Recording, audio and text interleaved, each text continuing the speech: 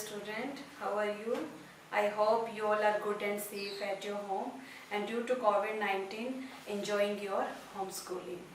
Dear students, I am a teacher Santosh and today I am going to teach you subject Hindi. Dear students, today we will going to discuss our second lesson of Hindi जिसका नाम है दो बहनें. ठीक है. So dear students, सबसे पहले मैं ये जो स्टोरी है आपको दो बहनों की, इसको आपके समक्ष जो है संक्षिप्त रूप में प्रस्तुत करूंगी. उसके बाद हम इसकी एक्सरसाइज करेंगे. So let's start. इस पार्ट में दिया और प्राची दो बहनें हैं. दिया बड़ी बहन है और प्राची जो है वो छोटी बहन है. दिया की सहेली पिंकी के घर में जन्मदिन की पार्टी थी. दिया की एक सहेली है पिंकी, उसके घर में उसके भाई है एक आयुष, उसके जन्मदिन की पार्टी थी और प्राची भी दिया के साथ इस पार्टी में जाने की जिद करने लगी. प्राची जो है वो दिया की छोटी बहन है तो वह भी दिया के साथ जो है वो इस पार्टी में जाना चाहती है. दिया और प्राची आपस में इस बात को लेकर बहस करने लगी. दिया और प्राची जो है वो आपस में जाने के नाम पर क्या करने लगी, बहस करने लगी. दिया बोलती कि मैं प्राची को कि मैं तुम्हें नहीं लेके जाऊंगी और प्राची जिद करती कि मुझे भी दीदी आपके साथ जाना है. माँ रसोई में दोनों बहनों की बातें सुन रही थी. पास में रसोई में माँ थी जो खाना पका रही थी, तो वह उन दोनों बहनों की, प्राची और दिया की बातों को सुन रही थी. बहन से बोली, दिया प्राची को भी अपने साथ ले जाओ. बहन रसोई घर से ही माँ ने बोला, दिया प्राची को भी तुम अपने साथ ले जाओ. इस पर दिया बोली, मैं इसको अपने साथ नहीं लेके जाऊंगी. ये घर की सारी बातें जाकर पिंकी की माँ को बता देती है और कुछ खाने को दे तो लालची की तरह उस पर टूट पड़ती है. ठीक है. ये सुनकर माँ प्राची की तरफ मुड़ी और समझाया, दूसरों के घर में ज्यादा नहीं बोलते. माँ बाहर आई किचन से और उन्होंने आके प्राची को समझाया कि बेटा दूसरों के घर में ज्यादा नहीं बोलते हैं. बिना किसी के पूछे कुछ खाना गलत बात है. अगर कुछ खाना है तो किसी को पूछ लेना चाहिए. बिना किसी के पूछे कोई चीज उठाना जो है या खाना जो है वो गलत बात है. कोई कुछ दे तो उस पर झपट नहीं पड़ना चाहिए. माँ प्राची को कहती है कि अगर कोई कुछ देता है तो ये नहीं कि फटाफट जो दिखा उसको झपट पड़े, उसे खाने लग पड़े. ठीक है. प्राची ने कहा, हाँ कहकर सिर हिलाया कि मैं ऐसा नहीं करूंगी. ठीक है. दिया ने बड़े रोब से प्राची का मनपसंद हेयर बैंड पहना. अब दिया उसको अपने साथ लेके जा रही थी प्राची को, तो उसने क्या किया कि प्राची का हेयर बैंड जो है वो बड़े रोब से अपने सर में बांध लिया. रास्ते भर दिया प्राची को धमकाती रही. रास्ते में जाते जाते भी दिया जो थी वो प्राची को क्या करती रही, धमकाती रही कि ऐसा मत करना, वैसा मत करना. मुझसे पूछे बिना किसी से बोली तो फिर देखना. दिया बोलती है प्राची को कि अगर तुमने मेरे से पूछे बिना किसी से बात करी तो फिर देखना, मैं कभी तुम्हें अपने साथ लेकर नहीं आऊंगी. प्राची मन ही मन उदास हो रही थी. प्राची जो थी वो सैड फील कर रही थी कि क्या फायदा ऐसी पार्टी में जाना, ना तो मैं वहां पे कुछ बोल सकती हूँ ना मैं कुछ खा सकती हूँ. प्राची मन ही मन जो है वो उदास हो रही थी कि कैसी पार्टी कि किसी से बोलो ना कुछ खाओ, बस मुंह बंद किए बैठे रहो. दोनों पिंकी के घर पहुंची. दिया और प्राची पिंकी के घर में पहुंच गई. ये पिंकी के छोटे भाई आयुष के जन्मदिन की पार्टी थी. कुछ देर बाद आयुष ने केक काटा. जब दिया और प्राची वहां पे पहुंच गए तो आयुष जो पिंकी का छोटा भाई था, उसका जन्मदिन था, उसने क्या काटा, केक काटा. पिंकी का सारा ध्यान किसके ऊपर था, केक के ऊपर था. सभी बच्चे केक के बाद कोल्ड ड्रिंक, बर्गर, पिज्जा आदि खाने लगे. पिंकी की माँ ने प्राची को चुपचाप खड़ा देखा, लेकिन अब प्राची को दिया ने बोला था कि तुम बिना मांगे पूछे, किसी से मांगे पूछे जो है वो कुछ नहीं खाना. तो दिया जो प्राची जो थी वो आराम से खड़ी रही, सबकी तरफ ऐसे देख रही थी. ठीक है. तो पिंकी की माँ ने प्राची को चुपचाप खड़ा देखा. वह एक प्लेट में केक लेकर प्राची के पास आ गई. प्राची ने केक को देखा और फिर कोल्ड ड्रिंक पीती दिया को। प्राची ने केक को देखा जब पिंकी की माँ ने वो केक जो था वो ऑफर किया प्राची को, तो प्राची ने क्या किया, उस केक को भी देखा, लेकिन साथ में उसने अपनी बहन को देखा जो साथ में कोल्ड ड्रिंक पी रही थी। पिंकी की माँ ने बड़े प्यार से प्राची को कहा, बेटा तुमने कुछ नहीं लिया। पिंकी की माँ जो थी उन्होंने प्राची को कहा कि बेटा तुमने तो कुछ भी नहीं लिया। प्राची ने सोचा और फिर कहा, आंटी आप मुझसे 2 बार और पूछोगी तब मैं ले लूंगी। और प्राची ने क्या किया, उससे कहा कि आंटी अगर आप मुझसे 2 बार और बोलोगे तो मैं ले लूंगी। आंटी ने हैरानी से पूछा, ऐसा क्यों? प्राची ने कहा, दीदी कहती है 3 बार पूछे जाने के बाद ही कोई चीज लेनी चाहिए, कि दीदी ने कहा है कि अगर हमें कोई 3 बार बोलता है तभी हमें उस चीज को लेना चाहिए। तो एक बार तो आप ऑलरेडी बोल चुके हो, तो 2 बार और बोलोगे तो मैं ले लूंगी। ये सुनकर पिंकी की माँ खिलखिलाकर हंस दी। ये सुनकर पिंकी की जो माँ थी वो हंसने लगी। उन्होंने हंसते हुए कहा, हाँ हाँ लो ना। 2 बार कहा हाँ हाँ लो ना कि अब ले भी लो। उनकी बात खत्म भी नहीं हुई थी कि केक प्राची के मुंह में था। अभी उन्होंने बात वो बोल ही रहे थे, अभी खत्म भी नहीं की थी कि प्राची ने क्या किया, वो केक उठाया और फटाफट से खाने लग पड़ी। सो डियर स्टूडेंट्स, ये थी हमारी कहानी 2 बहनों की। तो अब हम करने जा रहे हैं इसके कुछ शब्दार्थ, ठीक है। तो बच्चों अभी हम करने जा रहे हैं इसके शब्दार्थ। कठिन शब्द अर्थ, अर्थात कठिन शब्दों के अर्थ।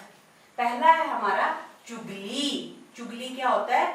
झूठी सच्ची शिकायत। चुगली मतलब किसी से रिलेटेड सच झूठ बोल देना। कोई भी बात है तो वो अपनी मर्जी से सच्ची झूठी कुछ भी बोल देना। नंबर 2 पैर पटकना। पैर पटकना होता है गुस्सा करना। जब हम गुस्सा आता है ना, कई बार ऐसा होता है कुछ बच्चों को गुस्सा आता है तो बड़े जोर जोर से पैर पटकते हैं, तो पैर पटकना गुस्सा करना। नंबर 3 डींगे मारना। डींगे मारना का अर्थ है बढ़ चढ़कर बोलना। कोई छोटी सी बात है उसको बढ़ा चढ़ाकर बोलना जो है वो डींगे मारना है। नंबर 4 धमकाती। धमकाती डांटती। धमकाती का अर्थ है धमकाना होता है डांटना, और धमकाती डांटती। नंबर 5 झिझकते। झिझकते अर्थात संकोच करते। किसी चीज की जब हमें हेजिटेशन होती है, जब हम संकोच करते हैं, झिझक जाते हैं, तो वह झिझकते संकोच करते। दाव। दाव चाल। दाव का अर्थ क्या है? चाल। घूर कर देखना, डराना। घूर कर देखना क्या होता है? डराना। नंबर 8 सब्र। सब्र धैर्य, धीरज। धैर्य और धीरज क्या होता है हमारा? सब्र। नंबर 9 आदेश। आदेश किसी को हुक्म देना। नंबर 10 खिलखिलाकर। खिलखिलाकर का अर्थ है जोर से हंसना। तो एक बार फिर से करेंगे। चुगली झूठी सच्ची शिकायत, पैर पटकना गुस्सा करना, डींगे मारना बढ़ा चढ़ाकर बोलना, धमकाती डांटती, झिझकते संकोच करते, दाव चाल, घूरकर देखना डराना, सब्र धैर्य धीरज भी हो सकता है, आदेश हुक्म, खिलखिलाकर जोर से हंसना। तो ये थे हमारे शब्दार्थ।